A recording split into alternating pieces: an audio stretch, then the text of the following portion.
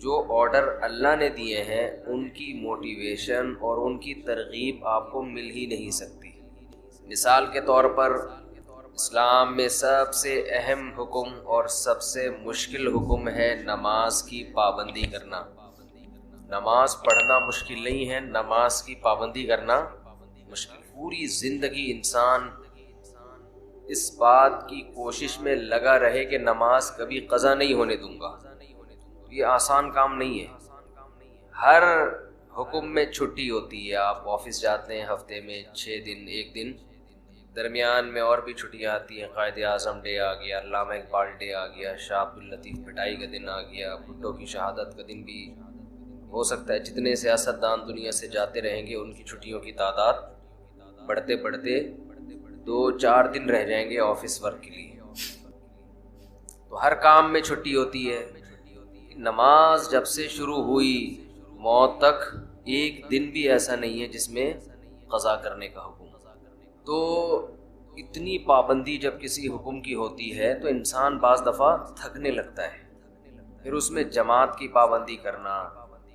اس لیے قرآن نے کہا وَإِنَّهَا لَكَبِيرَةٌ إِلَّا عَلَى الْخَاشِعِينَ، یہ نماز ایک مشکل کام ہے۔ یعنی اللہ کسی حکم کو مشکل خود سے نہیں کہتا۔ نماز کی پابندی کو اللہ کیا کہہ رہے ہیں؟ یہ ایک مشکل کام ہے۔ الا علی الخاشعین، مگر ان لوگوں پر۔ فہد بھائی موبائل کو نہ دیکھیں، بیان سنیں، ٹھیک ہے نا؟ سب کے لیے ہو رہا ہے تو آپ کے لیے بھی ہو رہا ہے۔ آپ بھی پرسوں عشاء میں شارٹ تھے۔ وَإِنَّهَا لَكَبِيرَةٌ، یہ مشکل کام ہے۔ الا علی الخاشعین، مگر ان لوگوں پر جن کے دل میں اللہ کا خوف ہے۔ اب دیکھو اللہ نے نسخہ بھی خود ہی بتا دیا کہ اگر اس مشکل کو آسان بنانا چاہتے ہو تو اپنے اندر اللہ کا خوف پیدا کر لو۔ سوال پیدا ہوتا ہے خوف کیسے پیدا کریں؟ خوف کیسے پیدا کریں؟ اب یہ تو اختیار میں نہیں ہے نا۔ آپ اگر یہ تصور کرنا شروع کر دو کہ میرے دل میں فلاں کا ڈر بیٹھ جائے، یہ صرف ڈر بیٹھنے کے تصور سے ڈر نہیں بیٹھے گا۔ تو اب اللہ نے آگے خوف پیدا کرنے کا طریقہ بیان کر دیا۔ یہ مائک کی آواز بہت دور کر دیا۔ تو خوف پیدا کرنے کا طریقہ کیا بتایا؟ الذین یظنون انہم ملاقو ربہم، یہ وہ لوگ ہیں جن کو یقین رہتا ہے کہ یہ اپنے رب سے ملاقات کرنے والے ہیں۔ وَأَنَّهُمْ إِلَيْهِ رَاجِعُونَ، اور انہوں نے اس اللہ کی طرف لوٹ کر جانا ہے۔ جب آپ یہ تصور کر لیں گے کہ یہ دنیا ختم ہونے والی ہے اور ہم نے یہاں سے نکل کے جانا ہے، اللہ کے سامنے کھڑے ہونا ہے، تو ہر مشکل کام آپ کے لیے آسان۔ میں عجیب بات بتاؤں، اسلام میں ہر بیماری کا یہی علاج، ہر پریشانی کا بھی یہی علاج، ہر ٹینشن کا بھی یہی علاج، ہر مشکل کام کا بھی یہی علاج۔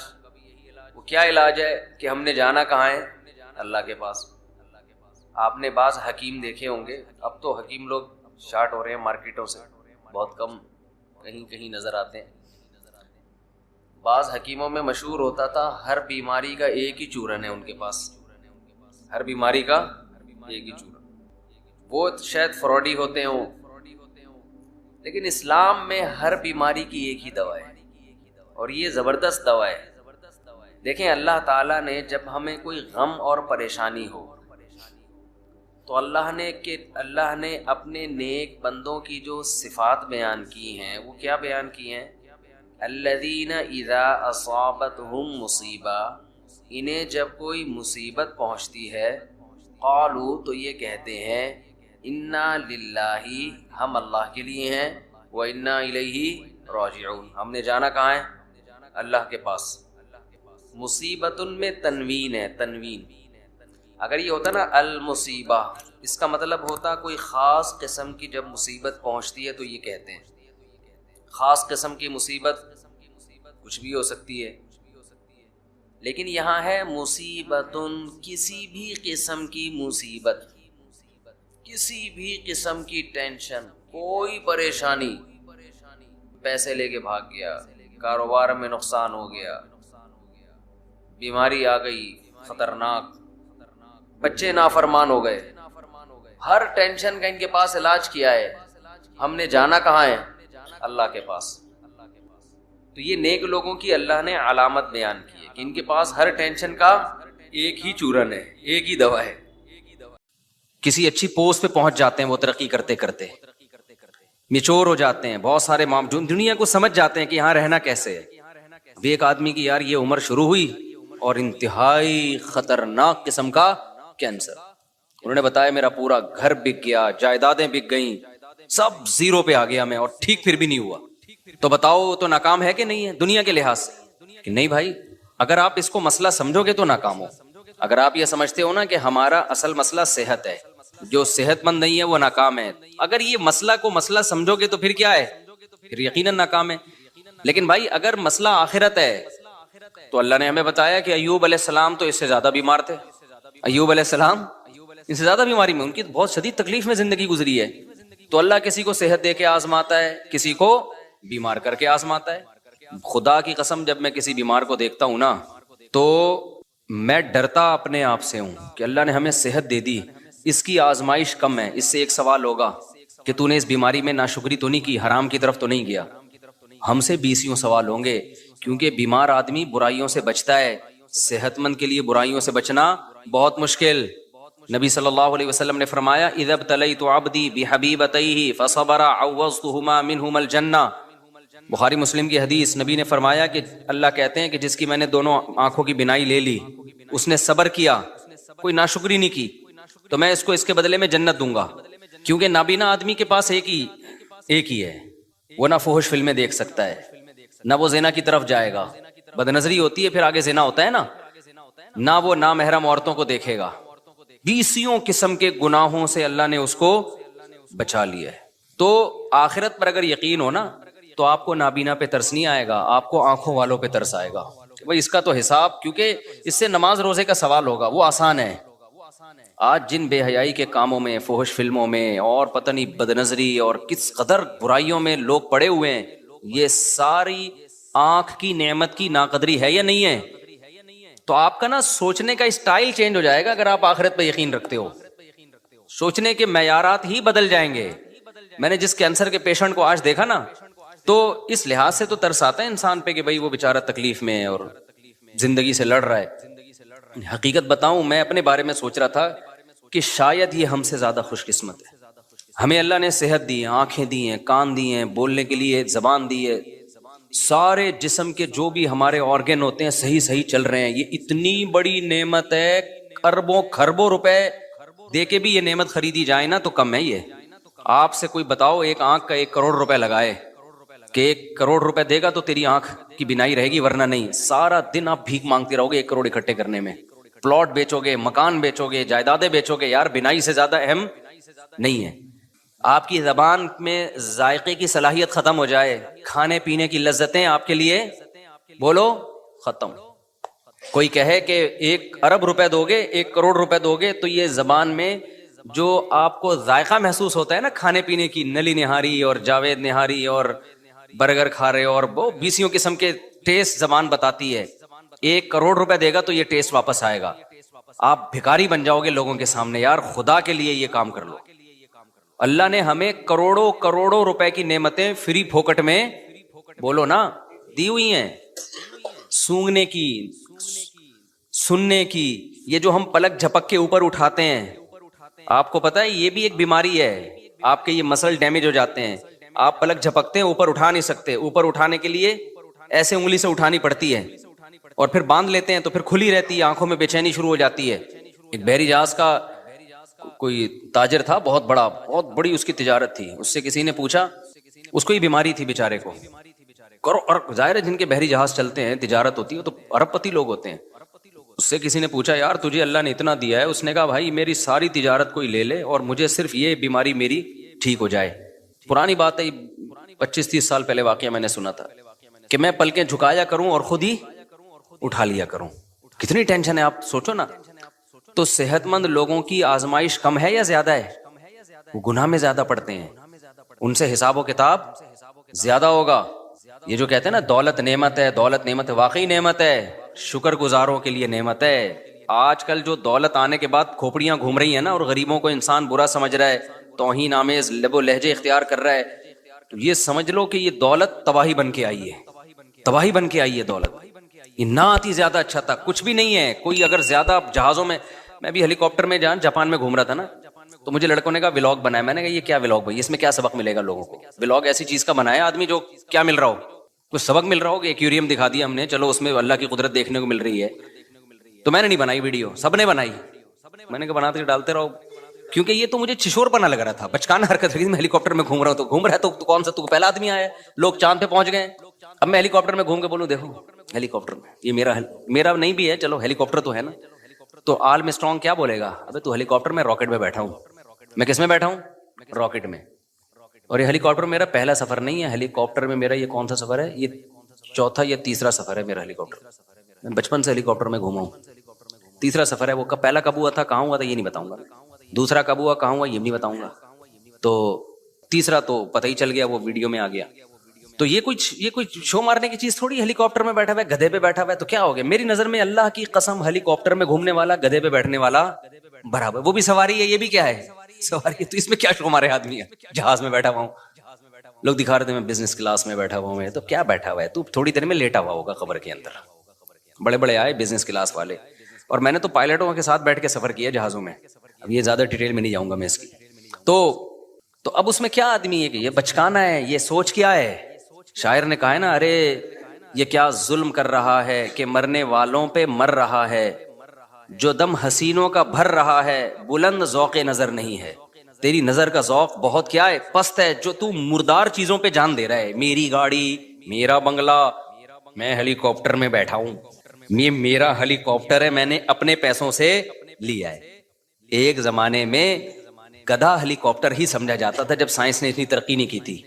اس وقت غریبوں کے پاس گدھے بھی نہیں ہوتے تھے. جس کے گدھا مارکیٹ میں بڑا مہنگا ہوتا تھا، تو جس نے گدھا خریدا نا وہ غریبوں کو نیچا دکھانے کے لیے کہتا تھا میرا گدھا ہے میرا. غریب بیچارہ جھکتا جاتا ہے، یار تیرے پاس تو 3 گدھے ہیں، میرے پاس ایک گدھا بھی. تو جو یہ کہہ رہے ہیں نا میرا گدھا، میری گاڑی، یا میں ہیلی کاپٹر خریدوں گا، میں ہیلی کاپٹر میں بیٹھوں گا، میں جہاز خریدوں گا، تو جو یہ کہہ رہے ہیں نا اس کا مطلب یہ بھی گدھا ہی ہے. یہ شو مارنے کی چیزیں نہیں ہیں، بچکانا حرکتیں ہیں. اور پھر میں بار بار ایک مضمون کو بتاتا ہوں. لوگ کہتے ہیں نا مفتی صاحب جہازوں میں گھوم رہے ہیں بالکل ہی اپنی، اب تو اب دیکھو کیا ہو گئے. خدا کی قسم کچھ بھی نہیں ہوتا ان چیزوں سے، ہمیں کوئی فیلنگ بھی نہیں ہوتی. کیونکہ جو پس ذہن کے لوگ ہوتے ہیں نا ان کو لگتا ہے کہ اگلے کی پتہ نہیں مینٹل وہ چینج ہو رہی ہے. ہمیں تو یہ کھلونے لگتے ہیں. گدھے پہ گھومو، کس پہ گھومو، جہازوں پہ گھومو، ایک ہی بات ہے. آپ کہہ سکتے ہو پھر گدھے پہ کیوں نہیں گھومتے؟ بھائی سہولت اس میں زیادہ ہے اس لیے. گدھے پہ میں اگر آسٹریلیا جاتا، جہاز میں 14 گھنٹے میں پہنچا ہوں، تو گدھے میں تو میں ابھی ٹھٹھا بھی پار نہیں کر پایا ہوتا بھائی. کہاں پہنچ، مجبوری ہے اس لیے جہاز میں جا رہے ہیں. تو یہ چیزیں خدا کی قسم یہ بچکانا سوچ کی چیزیں ہیں. آج ہماری سوسائٹی میں یہ چیزیں بہت آ رہی ہیں. بہت بچکانا سوچ ہے، بہت زیادہ بچکانا سوچ ہے. یہ کچھ بھی نہیں ہے ان چیزوں میں. مرے گا، دفن ہوگا، قبر کھائے گی. تو اس لیے ولاگنگ میں وہ چیزیں جس میں کہیں نہ کہیں تھوڑا سا سبق مل رہا ہو ان چیزوں کو ہائی لائٹ کرنا چاہیے. یہ کہ یہ میں اس لگژری ہوٹل میں ٹھہرا ہوا ہوں، 5 اسٹار میں ٹھہرا ہوا ہوں. بھائی جس میں پیسہ ہوتا ہے 5 اسٹار میں ٹھہرا جاتا ہے، نہیں ہوتا تو 4 اسٹار میں ٹھہرا جاتا ہے، نہیں ہوتا تو کینٹ اسٹیشن پہ منجی لے کے وہاں 10 روپے کی ملتی ہے، پتہ نہیں کتنے کی ملتی ہے، منجی لے کے وہاں کیا کر لیتا ہے، وہاں سو جاتا ہے. اور آپ کو پتہ ہے پرانے زمانے کے بادشاہوں کا جو لگژری لائف تھی نا، جو اسٹائل تھا ان کا، وہ آج ایک عام ایک تھوڑے سے پیسے والوں کو بھی مل جاتا ہے وہ. تو اس زمانے میں بادشاہ اس اسٹائل پہ شو مارا کرتے تھے. اب وہ بادشاہ زندہ ہو کے آ جائے نا تو غریب کہے گا کہ یہ تیرا اسٹائل ہے، تیرے پاس پنکھا تو پھر بھی نہیں تھا نا، بیٹھ کے ملازمین جھولتے رہتے تھے، ہمارے پاس تو بٹن دباؤ پنکھا. وہ بادشاہ احساس کمتری سے مر جائے، یار ایسی عیاشی میں یہ غریب آدمی، اگرچہ وہ کنڈے کا پنکھا ہوگا. تو کہاں سے کہاں بات نکل جاتی ہے. میں کیا بات لے کے چلا ہاں. تو وہ میں بتا رہا تھا نا کینسر کا پیشنٹ تھا، ابھی بیچارہ مل کے گیا ہے. تو ترس جو آنا چاہیے نا، ترس ان لوگوں پہ آنا چاہیے بھائی جو جن کو اللہ نے نعمتیں دی ہیں اور وہ نعمتوں کا حق ادا نہیں کر پا رہے. میں ایسے لوگوں کو دیکھ کے اپنے بارے میں ڈرتا ہوں. میں اللہ سے یہ بولتا ہوں کہ اللہ تو نے ہمیں یہ ساری نعمتیں دی ہیں، ہم تو کیا کر رہے ہیں بھائی. جو اللہ کے تقاضے ہیں، جو احکام ہیں ہمارے اوپر، کیا ہم یہ دعویٰ کر سکتے ہیں کہ آنکھ کی نعمت کا ہم شکر ادا کر رہے ہیں؟ قل ارأیتم ان اخذ اللہ سمعکم وابصارکم، قرآن نے دھمکیاں بھی دی ہیں کہ اے نبی آپ ان سے کہہ دیجئے اگر اللہ تم سے دیکھنے کی طاقت چھین لے، اندھا کر دے تمہیں، اور اللہ تم سے سننے کی طاقت چھین لے، بہرا کر دے، من الہ غیر اللہ، کون ہے اللہ کے سوا جو یہ نعمتیں لوٹا دے تمہیں دوبارہ، تو یہ اس کی رحمت ہے کہ نہیں چھین رہا، وہ نہیں چھین رہا۔ تو اس لیے یہ جو ہم بہت زیادہ وہ ہو جاتے ہیں نا، بہت ڈپریشن میں چلے جاتے ہیں پریشانیوں کی وجہ سے، وہ بیمار ہے اور وہ ایسا ہے اور وہ ویسا ہے۔ ہمارے حضرت مفتی رشید احمد صاحب رحمہ اللہ تعالی، انہوں نے ایسا غربت کو بنا دیا تھا کہ غریب پہ ہمیں ترس ہی نہیں آتا تھا، صحیح ہے نا، ہمیں غریب پہ ترس ہی نہیں آتا، اس لیے کہ غریب کون ہے بھائی؟ 2 وقت کی روٹی مل رہی ہے کہ نہیں مل رہی ہے؟ کہاں سے غریب ہو گئے؟ 2 وقت کی روٹی مل رہی ہے، سر چھپانے کے لیے بہترین جگہ ہے، جسم کسی بڑی بیماری سے محفوظ ہے، تو بس عیاشی کرو، موج مستی ہے، یہ غریب نہیں ہے، یہ ناشکری ہے۔ پھر آپ اپنے آپ کو یہ سمجھنا شروع کر دو۔ یہیں سے میں ایک چھوٹی سی بات بتا کے آگے بیان کو کنٹینیو کرتا ہوں۔ میرے ایک بیان پہ لوگوں نے اعتراض کیا ہے، میرا ایک تاجروں میں نا بیان ہوا تھا جس میں نے تجارت کی بڑی فضیلت بیان کی، اس پہ شارٹ کلپ بھی بنا کے چلا دیں، میرے بیان کو نا غلط رخ پہ لوگ لے کے جا رہے ہیں۔ میں نے تاجروں کی فضیلت بیان کی کہ اسلام میں آپ کے پاس اگر 2 آپشن ہو، ملازمت یا بزنس، تو آپ نے کس کو ترجیح دینی ہے؟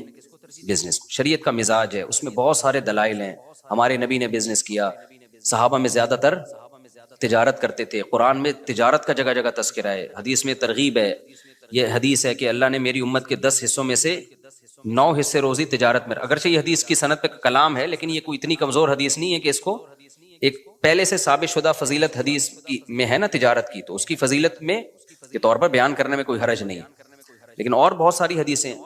تو اس پہ کسی نے کہا کہ بھائی اس سے تو یہ پتا چلا کہ پھر ملازمت بہت بری چیز ہے، تو میں نے کسی بیان میں یہ وضاحت بھی کی ہے۔ دیکھیں ملازمت کے 2 پہلو ہوتے ہیں، علی الاطلاق ملازم کو برا کہنا تو کسی بھی لحاظ سے ٹھیک نہیں ہے کہ جو ملازمت کر رہا ہے۔ ملازمت کے 2 پہلو ہوتے ہیں، ایک وہ ملازمت ہوتی ہے جس میں آپ کسی بڑے ویژن کا حصہ ہو، وہ ملازمت شریعت میں اس کی ترغیب ہے۔ مثال کے طور پر آپ ملک کی حفاظت کے لیے فوج میں جاتے ہو، ہے تو یہ ملازمت، لیکن آپ کا ہدف کیا ہے؟ ایک ملک کی کنٹری کی حفاظت کرنا، یہ ملازمت تو ہے، تجارت نہیں ہے، اس میں پیسہ بھی کم ہوگا، جو تاجر لوگ جتنا کما لیتے ہیں اتنا ایک فوجی بیچارہ جو بارڈر پہ لڑنے والا تھوڑی کماتا ہے، لیکن یہ ملازمت بہت محبوب ہے اگر آپ کی نیت اچھی ہے تو بہت مقدس عمل ہے۔ اسی طرح آپ کسی یونیورسٹی میں ٹیچر ہو، آپ کہتے ہو یار میں ٹیچنگ کے شعبے میں جاؤں گا، کیونکہ جو لوگ آپ کے پاس آئیں گے وہ بات ٹیچر کی سنتے ہیں، تو اچھا ٹیچر سوسائٹی کو ملے گا تو اچھی معلومات دنیا میں پھیلیں گی۔ تو ٹیچنگ کا شعبہ کیا ہے؟ ایک مقدس ہے، بشرطے کہ جو پڑھا رہا ہو وہ ٹھیک چیز پڑھا رہا ہو، وہ مفید چیز پڑھا رہا ہو۔ تو بہت ساری ملازمت کے اسی طرح کوئی ڈاکٹر بنتا ہے تو وہ بھی ملازم، سرکاری ہسپتال کا ملازم ہوگا یا پرائیویٹ ہاسپٹل کا ملازم ہوگا، ہے یہ بھی ملازمت۔ اور ڈاکٹروں کے اتنا پیسہ ڈاکٹر نہیں کماتے ہیں جتنا تاجر کماتے ہیں، اور ڈاکٹر کی جتنی محنت ہوتی ہے نا اتنا ڈاکٹر کما نہیں سکتا، لیکن آپ اس ملازمت کو برا کہنا شروع کر دو، یہ بہت بری بات ہے۔ وجہ اس کی ہے کہ ڈاکٹر کا شعبہ اتنا مقدس ہے کہ انسانی جان کی حفاظت کا ذریعہ ہے۔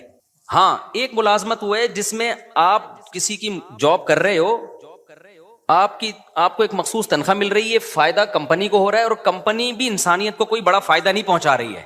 جیسے آپ کولڈ ڈرنک کمپنی میں جاب کر رہے ہو، کس میں جاب کر رہے ہو؟ کولڈ ڈرنک کی کمپنی ہے، اس میں آپ جاب کر رہے ہیں، تو آپ کو ایک مخصوص تنخواہ مل رہی ہے، آپ نے چاپلوسی بھی کر رہے ہو باس کی، اور آپ مکھن بھی لگا رہے ہو اور ڈانٹ بھی پڑ رہی ہے، گالیاں بھی مل رہی ہیں، فائدہ کون اٹھا رہا ہے؟ کمپنی۔ اٹھا لے فائدہ، کوئی مسئلہ نہیں ہے، لیکن انسانیت کو کیا دے رہی ہے وہ فائدہ اٹھا کے؟ کچھ بھی نہیں دے رہی، شوگر کے مریض بنا رہی ہے، لوگوں کا ویٹ کیا کر رہی ہے؟ گٹکا کمپنی میں جاب کر رہے ہو آپ، پان کمپنی میں، سگریٹ کمپنی میں جاب کر رہے ہو، تو بھائی ایسی جگہ جاب کرو جہاں انسانیت کو فائدہ ہو۔ تو اب سمجھ میں آئی بات؟ جہاں تجارت اور ملازمت میں ٹکراؤ ہو تو ملازمت اگر اس نوعیت کی ہے کہ جس میں کسی بڑے ویژن کا جو انسانیت کے لیے فائدے والا ویژن ہو، آپ اس کا اگر حصہ بن رہے ہو تو پھر تو وہاں ملازمت زیادہ بہتر ہے تجارت سے۔ سمجھتے ہو کہ نہیں سمجھتے؟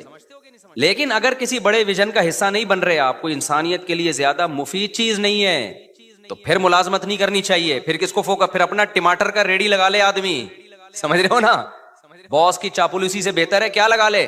ٹماٹر کی ریڈی لگا لے آدمی, اس کو ہم وہ کرتے ہیں, اس کی ہم حوصلہ شکنی کرتے ہیں, اس ٹائپ کی ملازمتوں کی. لیکن حوصلہ شکنی کرنے کے باوجود بھی ایسے ملازمین کو برا بلا نہیں کہتے ہم. وجہ اس کی یہ کہ یہ اللہ کا بنایا ہوا نظام ہے کہ سارے تاجر بن نہیں سکتے, کیونکہ جب آپ تجارت کرو گے تو تجارت بڑے پیمانے پر چلانے کے لیے آپ کو ملازمین چاہیے. یہ دنیا کا نظام ہے, یہ اللہ کا نظام ہے. اللہ تعالیٰ فرماتے ہیں ہم نے ان کے درمیان معیشت کو, رزق کو تقسیم کر دیا ہے, لیتخذ بعضهم بعضا سخریا, سب کو ایک جیسی دولت نہیں دی ہے تاکہ بعض لوگ بعض کو کیا بنائیں, اپنے ماتحت رکھیں. یہ دنیا کا نظام ہے, یہ چینج نہیں ہو سکتا. تو کوئی بھی بڑا بزنس مین جو ملازموں کو اور جو جاب کرنے والوں کو گالیاں دے رہا ہے نا, تو آپ اس کو بولا کرو تیرے پاس جو لوگ جاب کر رہے ہیں نا, سب سے پہلے تو ان کے منہ پہ جا کے گالیاں دے کے ریکارڈنگ کر کے ڈال دے کہ جو چوکیداری کر رہے ہیں نا تیرے گیٹ کی, یہ بے غیرت ہے, ٹھیک ہے نا, یہ چوکیداری کر رہے ہیں, اس کو گالیاں دے سب سے پہلے. تو سمجھ میں آ رہی ہے بات کہ نہیں آ رہی؟ وہ بھی تو پھر بے غیرت ہی ہو گیا نا جو آپ کی چوکیداری کر رہا ہے. بعض لوگ غریبوں کو بے غیرت, بے شرم, پتہ نہیں کیا کیا تانے دے رہے ہیں کہ یہ ملازمت کرتے ہیں, یہ ٹیچروں کے جو ہے نا وہ جو ہے وہ مکھن لگاتے ہیں, اور پتہ نہیں اس طرح کی فضول قسم کی باتیں. تو کوئی بھی ایسا شخص جب کوئی بات کیا کرے, آپ نے بولنا ہے کہ بھائی آپ جب کوئی بڑا بزنس کر رہے ہو تو آپ کو بھی تو ملازمین کی ضرورت ہے. تو یہ ساری گالیاں عام ملازمین کو دینے کے بجائے نا, سب سے پہلے آپ کی کمپنی میں یا آپ کے بزنس میں جو لوگ ملازم ہیں, آپ نے ان کو کیا کہنا ہے, بے شرم بھی کہنا ہے, بے غیرت بھی کہنا ہے. پھر دیکھو وہ اسی بندوق سے اٹھا کے سر پھوڑیں گے تمہارا. تو ترغیب تو دی جائے گی بزنس کی, لیکن ملازم پیشہ آدمی کو گالیاں دینا نہیں بنتا, کیونکہ ہر انسان تجارت کی کوشش کر کے بھی تاجر بن نہیں سکتا. یہ اللہ کا نظام ہے, کیونکہ تجارت کو چلانے کے لیے بھی آپ کو بڑے پیمانے پر ملازمین کی ضرورت. اب دیکھو اوبر اور کریم والوں نے دماغ استعمال کر کے ایک سافٹ ویئر بنا کے بزنس چلا دیا ہے. تو اگر یہ ڈرائیور نہ ہوتے اوبر کریم کے تو کیا ان کا بزنس چلتا؟ تو ناممکن ہے. تو ایک ایسی کامن سینس کی بات ہے کہ جس کے اندر سینس ہوگی تو وہ یہ سمجھے گا, سینس ہی نہیں ہے تو پھر ہم یہی کہیں گے کہ پیسہ آنے کے بعد کھوپڑی کیا ہو جاتی ہے, آؤٹ ہو جاتی ہے.